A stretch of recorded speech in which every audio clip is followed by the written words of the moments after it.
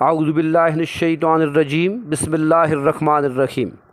अस्सलामु अलैकुम वरहमतुल्लाहि वबरकातुहू। All of you, my dear students and viewers, you are watching Conceptual Learning with Nasir Abbasi.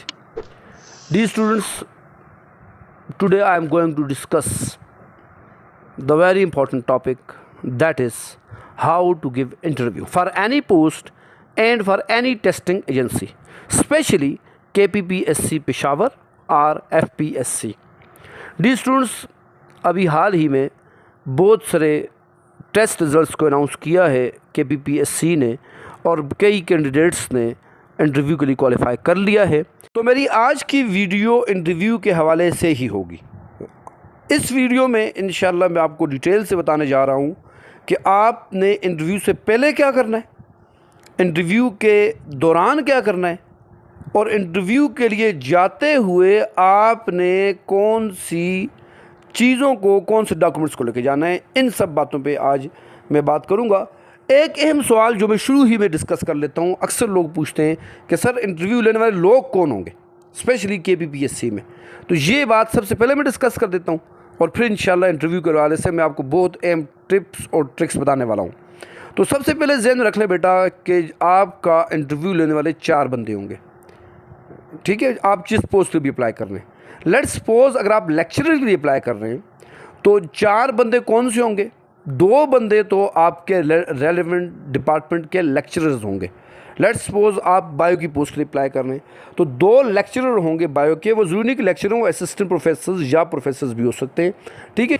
और एक बंदा आपका उस डिपार्टमेंट को होगा जिस डिपार्टमेंट की पोस्ट के लिए आपने अप्लाई की है। अब जैसे कि लेक्चरर की जो पोस्ट है ये HEC की है, तो बंदा HED का हायर एजुकेशन डिपार्टमेंट का एक बंदा आएगा, वो 17 या 18 ग्रेड का बंदा होगा, ठीक है। तो वो बंदा इसमें मौजूद होगा। 2 लेक्चरर हो गए, एक HED हो गया यानी हायर एजुकेशन डिपार्टमेंट का बंदा 17 या 18 ग्रेड का हो गया, और चौथा बंदा जो होगा वो पब्लिक सर्विस कमीशन ही का कोई ना कोई वो भी 18-19 ग्रेड का ऑफिसर होगा। तो ये 4 बंदे आपका इंटरव्यू लेंगे, ठीक है। ये सबसे अहम बात है जो अक्सर लोग पूछते हैं और अक्सर लोगों को नहीं पता होती, ठीक है, कि कितने बंदे होंगे और किस तरह इंटरव्यू लिया जाएगा। अब आते हैं जी इंटरव्यू के लिए हमने अपने आप को कैसे प्रिपेयर करना है, ठीक है। तो कुछ अहम बातें जो आपने इंटरव्यू से पहले अपने जहन में रखनी है, ठीक है। जैसा कि भी आप देखें, मैंने आपको बताया ना कि जो आपका इंटरव्यू लेने वाले 4 बंदे, उनमें से 2 तो आपके अपने सब्जेक्ट के, 2 आपके अपने सब्जेक्ट के। तो इससे ये बात जहन में आ गई कि आपको अपना जो रेलेवेंट सब्जेक्ट है उस पर आपको किसी किस्म का कोई कंप्रोमाइज़ नहीं होना चाहिए। उसमें आप अपने आप को फुली तैयार करके जाएंगे। एक बंदे का अपना सब्जेक्ट ही तैयार नहीं है और वो कहे जी मैं इंटरव्यू में अच्छा प्रेजेंट कर पाऊँगा, तो ये गलत है। उसका अपना जो सब्जेक्ट का नॉलेज है वो इंतहाई स्ट्रांग होना चाहिए, साउंड होना चाहिए। और इसमें जो बहुत अहम बात है कि हम तैयारी क्या करें, बेसिक कंसेप्ट को टच करें। देखें, अगर आप लेक्चर के लिए अप्लाई कर रहे हैं तो आपको BS लेवल तक देखना पड़ेगा। अगर आप SS के लिए अप्लाई कर रहे हैं तो आपको B.Ed M.Ed का भी देखना पड़ेगा और साथ साथ अपने सब्जेक्ट को भी देखना पड़ेगा। फिर भी अपने सब्जेक्ट को ज़्यादा वैल्यू देनी है।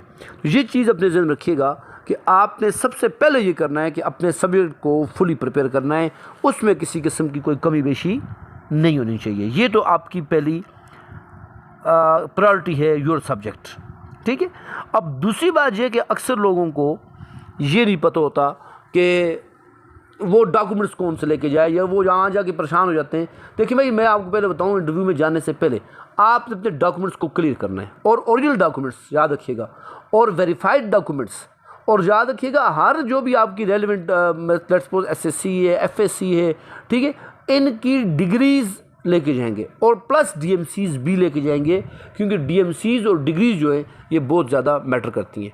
अच्छा, एक बात ज़रूर ध्यान रखें, इंटरव्यू से पहले आपने जो एप्लीकेशन फॉर्म फिल किया है वो उसको ज़रूर देखिएगा, क्योंकि सबसे पहला जो उनके सामने होता है ना, जो इंटरव्यू लेने वाले होते हैं, उन इंटरव्यूअर जो होता है उसके सामने आप क्या एप्लीकेशन पेज होता है, ठीक है, जिसमें आपने अपनी क्वालिफिकेशन लिखी होती है। वो फिर उसके अकॉर्डिंग आपके डॉक्यूमेंट्स को चेक करता है। फिर आपने उस पर अपना एक्सपीरियंस लिखा होता है, वो आपके एक्सपीरियंस को उसके अकॉर्डिंग चेक करता है, फिर उसके अकॉर्डिंग क्वेश्चन भी करेगा, ध्यान रखिएगा।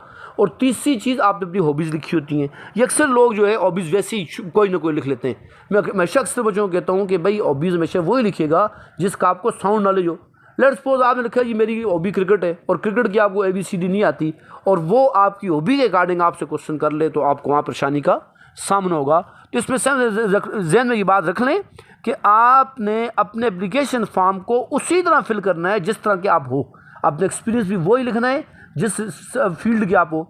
लेट्स सपोज आपने टीचिंग की हुई है, ठीक है, और आपने टीचिंग में बायो भी की है, केमिस्ट्री भी की है, आप अप्लाई बायो के लिए कर रहे हैं तो आप वहाँ केमिस्ट्री को ना लिखें, क्योंकि वो केमिस्ट्री का सवाल कर लेगा, आप फंस जाएंगे, क्योंकि आपको केमिस्ट्री तो उस लेवल पे नहीं आती जिस लेवल पर आपको अपना सब्जेक्ट बायो आता है, या मैथ्स जिस लेवल पे आती है उस लेवल पे आपको फिजिक्स नहीं आती, क्योंकि लेट्स सपोज अगर आप मैथ्स के हैं तो। इसलिए याद रखिएगा वहाँ आप ज़्यादा, अगर आपने इसी तरह एडमिनिस्ट्रेटिव पोस्ट पर कहीं काम किया किसी स्कूल के अंदर, प्राइवेट जो फील्ड होगी, याद रखिएगा इसका जो एक्सपीरियंस है वो काउंट होता है। अक्सर लोग कहते हैं नहीं काउंट होता, काउंट होता है, ठीक है। उसकी सिर्फ अपने जो रेलेवेंट जो स्कूल होगा उससे आप सर्टिफिकेट लेके लेंगे, ठीक है।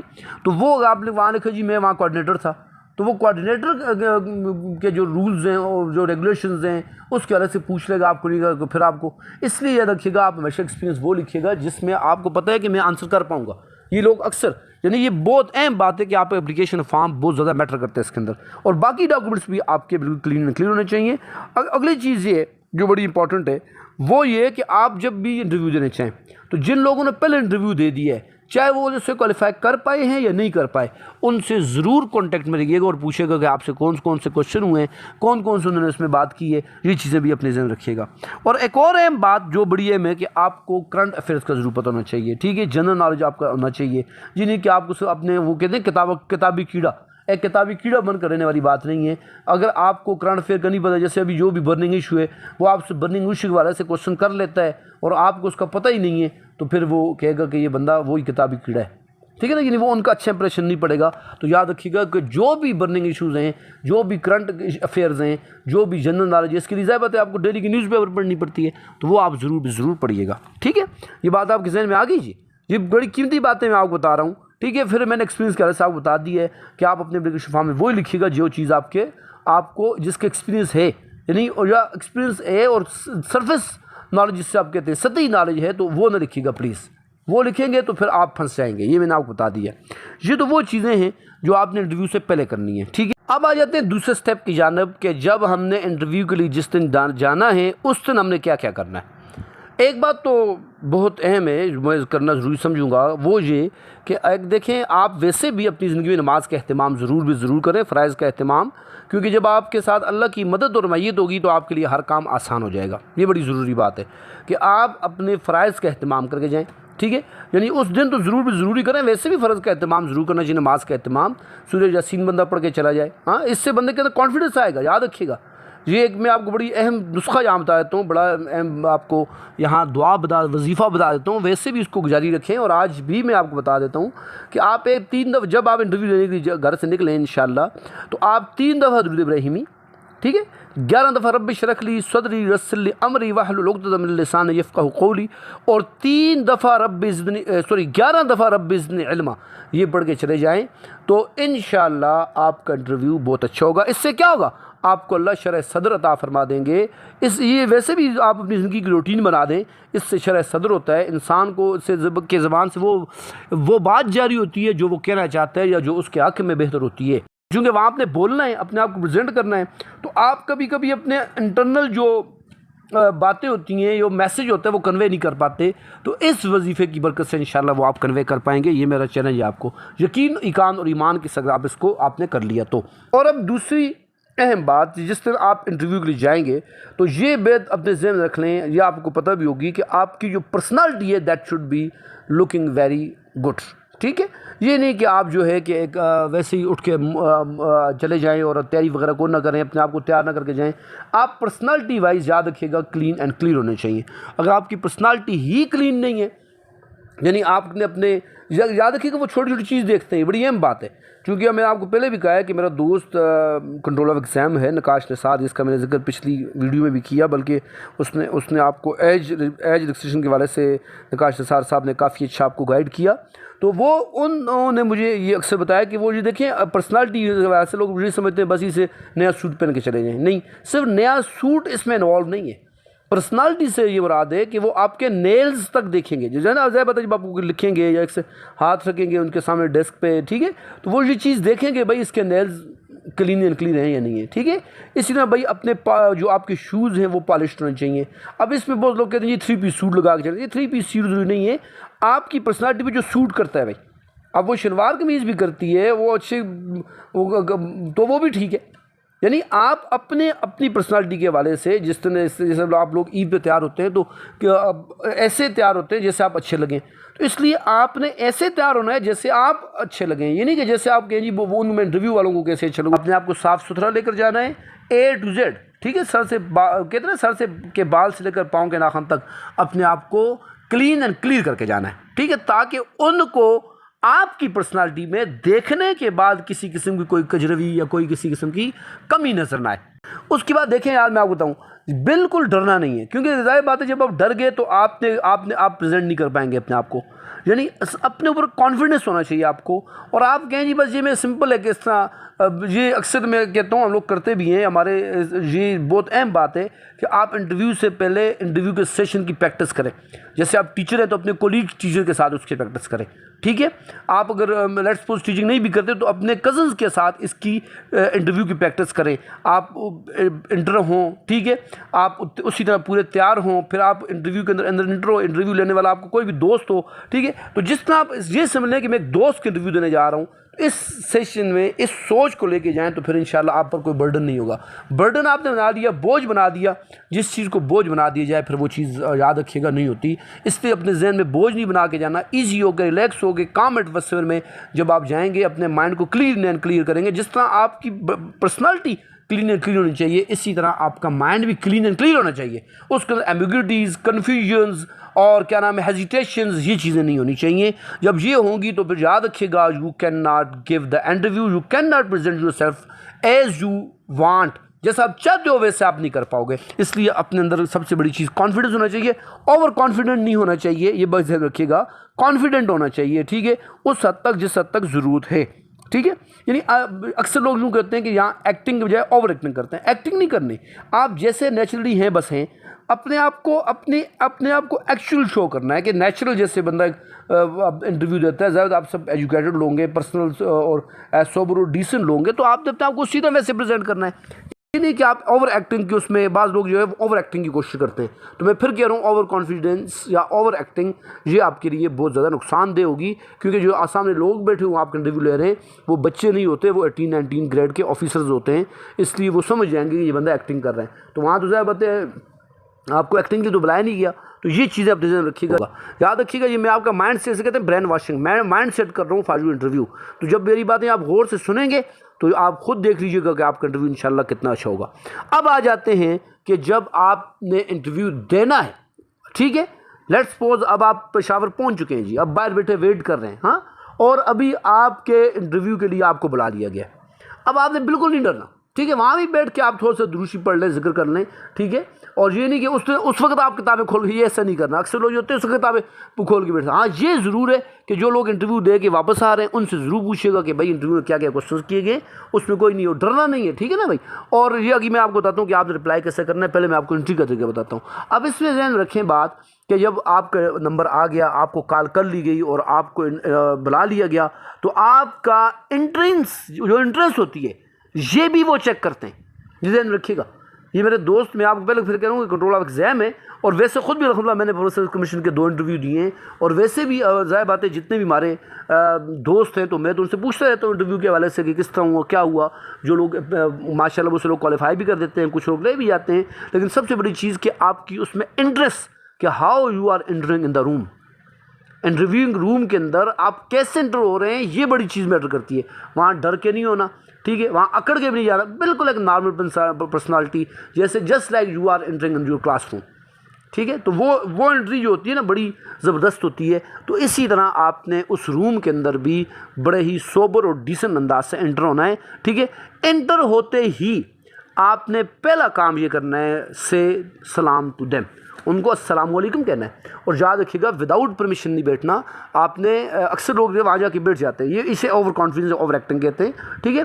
आपने पहले परमिशन लेनी है, याद रखिएगा, इससे कोई आपकी हार नहीं है, ठीक है। ये एक मतलब जैसे हम कहते हैं एटिकेट से, ये एक तरीका है, एक डिसिप्लिन है कि आप उनसे पहले पूछ लें। वो बड़े बड़े ऑफिसर्स हैं, ठीक है, और उनको अल्लाह ने वो मकाम दिया है तो उसका हम इनकार तो नहीं करेंगे, डिनाई तो उसे नहीं कर सकते। तो लिहाजा याद रखिएगा जब आपने उन्हें सलाम किया, सलाम को वो यकीनन रिप्लाई करेंगे आपको। और उसके बाद आपने उनसे पूछना है, मैं सिट डाउन, ठीक है, और आप वहाँ बैठेंगे, ठीक है ना जी, परमिशन लेकर। अब परमिशन लेकर वो जो अहम क्वेश्चंस करेंगे, याद रखिएगा, मैं आपको बताता हूँ इब्तिदा के अंदर ही वो आपसे अक्सर ये होता है कि आप अपने आप को इंट्रोड्यूस करें, इंट्रोड्यूस योर सेल्फ, ठीक है। तो बिल्कुल नहीं डरना भाई। अगर आप मैं फिर आपको बड़े उस अंदाज से बता रहा हूँ कि अगर आप ये समझते हैं कि मैं अपने आप को इंग्लिश में सही इंट्रोड्यूस नहीं कर सकता, तो you can introduce your self in Urdu में कर सकते हैं। लेकिन बेहतर ये है, चूँकि ज़्यादा हम लोग ज़रा सा थोड़ा इंग्लिश से मरूब होते हैं, तो ऐसे ही हमारे ऑफिसर्स भी होते हैं, वो थोड़ा इंग्लिश से मरूब होते हैं। तो आप कोशिश करें कि भाई अपने आप को इंग्लिश में प्रिपेयर करके जाएँ, मुश्किल नहीं है ये तो। ज़ाहिर बात है जब आप 17 ग्रेड की पोस्ट के लिए अप्लाई कर रहे हैं, 16 ग्रेड की पोस्ट की अप्लाई कर रहे हैं, बहुत छोटी पोस्टें भी होती हैं, ठीक है। तो फिर आपको इतना तो इंशाल्लाह ज़ाहिर बात है अपने आप को तैयार कर चुके हैं आप कि आप अपने आप को इंग्लिश में शार्टली, याद रखिएगा, ज़्यादा लंबी कहानी नहीं करनी, वहाँ स्टोरीज जैसे नहीं रखने, टू दी पॉइंट बात करनी है, टू दी पॉइंट अपने आप को इंट्रोड्यूस करें, ठीक है। उसमें अक्सर ये क्वेश्चन आम तौर पे किया जाता है कि आपने इस पोस्ट के लिए अप्लाई किया है, क्यों किया है। तो आपने परेशान नहीं हो जाना, आप उधर अपनी ऑब्जेक्टिव को, अपने कैरियर को, अपनी मकसद को बिल्कुल क्लियर करके बताना है कि जी मैंने इस मकसद के लिए किया है, मैं खिदमत करना चाहता हूँ आवाम की, मैं पाकिस्तान के लिए काम करना चाहता हूँ, I want to give my services for the nation, ठीक है। यहाँ बिल्कुल क्लियर अल्फाज में और उर्दू में बताएं, मैं आपको फिर कह रहा हूँ, इंग्लिश में इंट्रोड्यूस करके उर्दू में अपनी बात को कन्वे करें। इसमें एक बड़ी अहम बात है, जो बड़ी अहम बात है लोगों को नहीं पता होती, वो ये कि देखें वो क्वेश्चन किस अंदाज में कर रहे हैं। लेकिन देखिए बाज़ ऐसे होते हैं कि क्वेश्चन उर्दू में कर रहे हैं, तो आप आगे आंसर इंग्लिश में कर रहे हैं, ऐसा ना करें। अगर वो उर्दू में क्वेश्चन कर रहे हैं तो फिर तो आप ज़रूर ही उर्दू में आंसर दें। अगर वो इंग्लिश में क्वेश्चन कर रहे हैं तो आपको इंग्लिश में, चूँकि बाद साइंस से बेस्ड लोगों को इंग्लिश में तो अबूर असर नहीं होता, तो फिर वो इंग्लिश से स्टार्ट करें, उर्दू पे ले आए, ठीक है। देखिए कभी भी किसी चीज़ का आपने आंसर नेगेटिव में नहीं देना, ठीक है, नेगेटिव स्टेटमेंट नहीं होनी चाहिए, ठीक है। आपने जब बात करनी है, देखिए बॉडी लैंग्वेज आपकी बड़ी मैटर करती है। ये नहीं कि आपने वहाँ गुस्सा हो जाना है, ये नहीं कि वहाँ आपने कन्फ्यूज जाना है, ये नहीं कि आपके वहाँ पसीना आ जाए, ऐसे नहीं, ठीक है। ये नहीं कि आप बार बार अपना पसीना पूछें, ये चीज़ें नहीं करनी आपने। आप यू शुड बी कॉन्फिडेंट, ठीक है, यू शुड आंसर जेंटली, ठीक है, you should answer politely and you should. अच्छा, आई कांटेक्ट बड़ा इंपॉर्टेंट मैटर करता है कि भाई आप जब वो क्वेश्चन कर रहे हैं तो आपने सर झुका दिया है, ऐसे नहीं, ठीक है। आप आई कांटेक्ट रखें और आई कांटेक्ट ऐसा रखें जैसे आप उनसे बात कर रहे हैं फ्रेंडली एटमॉस्फेयर के अंदर। ये नहीं कि आप उन्हें अपना दुश्मन समझें या आप अपने से प्राउड, जब उन्हें आप प्रिय समझेंगे तो भी आप डिप्रेस हो जाएंगे। डिप्रेस किसी सूरत में, किसी स्टेज पर नहीं होना। बहुत से क्वेश्चन के आंसर ना आना ये कोई इतनी बड़ी बात नहीं है, ठीक है। यानी बहुत से क्वेश्चन उन्होंने आपसे किए और आपको आंसर नहीं आए, तो ये मसला नहीं है, आप उसको हैंडल नहीं कर पाए, टैकल आउट नहीं कर पाए, ये मसला है, ठीक है। आपको एक चीज़ का आंसर नहीं आता, आपने बड़े पोलाइटली उसको नो कर देना है, लेकिन बड़े पोलाइटली और बड़े ही तरीके के साथ। ये नहीं कि आपने वहाँ कन्फ्यूज हो जाना है या उसका गलत आंसर दे देना है, और गलत आंसर पे बाद लोग कहते हैं आपने गलत आंसर दे दी, उस पर डट जाएँ, ये बात गलत है, ठीक है। ये इससे आपकी नेगेटिव मार्किंग होगी, याद रखिएगा। ये बहुत गलत बात है कि बाद लोग कहते हैं कि अगर आपने एक आंसर दे दिया और वो गलत था और उस गलत पे आप आर्गूमेंट करें। मैं आपको फिर कह रहा हूँ कि आपके सब्जेक्ट के 2 बंदे होंगे, तो आप वो 18-19 ग्रेड के प्रोफेसर हैं, ठीक है, तो आप उनके सामने गलत आर्गूमेंट्स कैसे कर सकते हैं। तो वो एक बेस छिड़ जाती है, ज़ाहिर बात है। तो इस गलत चीज़ पे आर्गूमेंटेशन नहीं करनी, बल्कि आपने गलत किया तो आपने एक्सक्यूज़ करनी और बड़ी पोलाइटली सॉरी कर देनी है, ठीक है। नेक्स्ट क्वेश्चन की तरफ उनको ले आना है, ठीक है। उसमें बेस की फ़िज़ा पैदा नहीं करनी, ठीक है। बड़ी ज़बरदस्त चीज़ है कि बाद लोग इंटरव्यू देने जाते हैं और उनके अंदर इंटरेस्ट नहीं होता, लैक ऑफ इंटरेस्ट शो करते हैं। जी आप इंटरव्यू देने, जी मैं इंटरव्यू देने हो तो पास हुआ तो बहुत अच्छी बात है, ना हुआ तो खैर है, कोई मसला नहीं है। तो वजह नहीं, ये ओवर कॉन्फिडेंस का नतीजा होगा। यानी आपने वहाँ लैक ऑफ इंटरेस्ट शो नहीं करना। ये मैं आपको हमारे अक्सर ज़ाहिर बात है, मैं तो लोगों से पूछता हूँ, तो एक बच्ची से बात हुई तो उसने कहा जी इंटरव्यू तो अच्छा हुआ है। उन्होंने मुझसे पूछा कि आपको अगर पोस्ट मिल जाए, तो उसने कहा जी मिल जाए तो बहुत अच्छा है। उसने कहा ना मिले, तो उसने कहा जी ना मिले तो भी कोई मसला नहीं है। तो आप ये देखें, ये जो आंसर है ये it is not good answer, ठीक है, it is not good answer. आपने जो आंसरिंग करनी है वो आपने शो करना इंटरेस्ट के, भाई मैं इस पोस्ट के लिए मेरी इंटरेस्ट है और मैं इस पोस्ट को अवेल करना चाहती हूँ और इसके लिए मैं करना चाहता हूँ, ठीक है, और मैं इसके लिए इतनी तैयारी करके आया हूँ, ठीक है। और मैंने इसके लिए टेस्ट क्वालिफाई किया है, मैंने इतनी मेहनत की है, और ना वाली बात तो नहीं है। हाँ, अगर अल्लाह की तरफ से नहीं होता तो उसका तो कोई बंदा रिस्पॉन्स या उसका तो कोई बंदा कुछ नहीं कर सकता, लेकिन मैं अपनी तरफ से इसके लिए 100% तैयार हो गया हूँ। अच्छा, एक बड़ा ज़बरदस्त वो क्वेश्चन भी करते हैं कि आप क्या समझते हैं कि क्या आप इस पोस्ट के सूटेबल हैं? तो आप कहें हाँ जी सूटेबल तो नहीं हूँ, लेकिन मैं कोशिश, यही बात नहीं, आप कहें येस आई एम सूटेबल, मैं इस पोस्ट के लिए मैं सूटेबल हूँ, और मेरी जो एबिलिटीज़ हैं और मेरी जो सलाहियतें हैं, इसलिए मैं इन पर पूरा उतरता हूँ, ठीक है ना। ये नहीं कि वहाँ वो कहें जी आप सूटेबल हैं तो आप कहें हाँ मैं सोचता हूँ कि बस सूटेबल हूँ या नहीं हूँ, ठीक है। और उस पोस्ट का जो है ना भाई, पोस्ट की जॉब्स, अक्सर लोगों को जॉब डिस्क्रिप्शन नहीं पता होती। जैसे आप लेक्चरर हैं तो उसका आपको पता ही नहीं जी इसकी जॉब डिस्क्रिप्शन क्या है। आप सब्जेक्ट स्पेशलिस्ट की अप्लाई कर रहे हैं, आपको पता नहीं जॉब डिस्क्रिप्शन क्या है। तो जॉब डिस्क्रिप्शन जो है ये आपके जहन में बिल्कुल क्लियर होनी चाहिए, ठीक है। अच्छा, वो काफ़ी, लेट्स सपोज आप सब्जेक्ट स्पेशलिस्ट हैं तो फिर तो ये ज़रूर आपसे इस हवाले से भी ज़रूर पूछेंगे कि आप क्लासरूम में जा रहे हैं तो आप अपने कि आपको क्लासरूम मैनेज करने का कैसा तरीका होगा कॉलेज वालों को, क्योंकि आप कॉलेज की कर रहे हैं, चाहे सब्जेक्ट स्पेशलिस्ट हैं या लेक्चरर हैं, दोनों सूरतों में आपने फर्स्ट की सेकंड को पढ़ाना है, इसमें आपको बीएस को भी पढ़ाना है, तो ये चीज़ भी आपसे पूछी जा सकती है। तो इसलिए अक्सर लोगों ने बीएड एमएड की होता है तो उस वाले से वो आंसर अच्छी तरीके से दे सकते हैं, ठीक है। तो ये वो चीज़ें हैं जो मैंने आपको इंशाल्लाह बता दी हैं, जिनका आपने बहुत केयर करनी है। देखिए, मैंने बात जो की है ये उस तरह पॉइंट वाइज तो नहीं कर सका, लेकिन एज अ होल समरी बता दी है। जब आप ये बात इंशाल्लाह सारी सुनेंगे तो मैं आपको चैलेंज से कहता हूँ आपका माइंड सेट हो जाएगा और आप बहुत अच्छा इंटरव्यू देंगे, क्योंकि ये वो बातें मैंने आपको बताई हैं इंशाल्लाह जो अंदर की बातें जो अक्सर लोगों को नहीं पता होती, ठीक है। वैसे मैं आपको ज़बरदस्त बात बताऊँ, KPPSC की आप वेबसाइट पर जाए तो वहाँ बाकायदा इंटरव्यू टिप्स लिखे हुए हैं, तो आप वहाँ से भी टिप्स उठा सकते हैं। लेकिन कुछ बातें मैंने आपको बताई हैं जो वहाँ मौजूद नहीं है, जो अंदर की बातें ज़्यादा पता, जो एक्सपीरियंस होता है ना वो ज़्यादा बेस्ट होता है बिल्कुल लिखी हुई चीज़ों से। तो वहाँ भी ये सब कुछ मौजूद है, लेकिन उसके साथ साथ जो बातें मैंने आपको बताई हैं ये जो यूँ समझ लें पर्सनल एक्सपीरियंस की बातें, ठीक है। ये वो बातें जो आपको कहीं लिखी हुई नहीं मिल सकती, बल्कि जिनके लिए आपका माइंड सेट किया जा रहा है, ये वो चीज़ें हैं, ठीक है, जो आपको रिटन में नहीं मिल सकती। इसलिए इन चीज़ों को बहुत गौर से सुनना है। अब सबसे आखिरी बात, चलें ये बातें तो क्लियर हो गई। अब जब आपका इंटरव्यू ख़त्म हो गया तो अब आपने इंटरव्यू से निकलना कैसे, ठीक है। तो याद रखिएगा, जैसे मैंने कहा ना, आप इंटरव्यू हुए तो आपने सलाम किया है और इजाज़त ली है, ठीक है। इसी तरह जब आप, याद रखिएगा, आप जाएंगे तो जाते हुए भी आप सबसे पहले वो ज़ाहिर है कहेंगे आपका इंटरव्यू हो गया, ओके हो गया, ठीक है। तो आप जब चेयर को लीव करेंगे तो आप सबसे पहले उन सबका थैंक्स कहेंगे कि भाई बहुत शुक्रिया आप सबका, थैंक यू ऑल, आपके साथ जो थोड़ी सी मुख्तसर सी मीटिंग हुई है, बात हुई है, ये बहुत अहम और बहुत अच्छी हुई है। तो कलेक्टिवली आपने उनको अस्सलाम वालेकुम कहते हुए बड़े फ्रेंडली और बड़े ही काम, और यानी ये कि आप थके हुए होंगे, ऐसी शो नहीं करना आपने ना कि आप डिप्रेस्ड हो गए, ठीक है। किसी भी मैंने आपको इंशाल्लाह जो बातें बताई हैं, अगर आप जो गौर से सुन लें तो इंशाल्लाह डिप्रेशन का तो चांस ही नहीं है आपका, ठीक है। फिर आपने उसको इंटरव्यू रूम को छोड़ना है। तो ये वो चीज़ें हैं जिनको इंशाल्लाह आप ज़हन में रखेंगे तो मैं आपको चैलेंज से कहता हूँ कि आपका इंटरव्यू बहुत अच्छा होगा।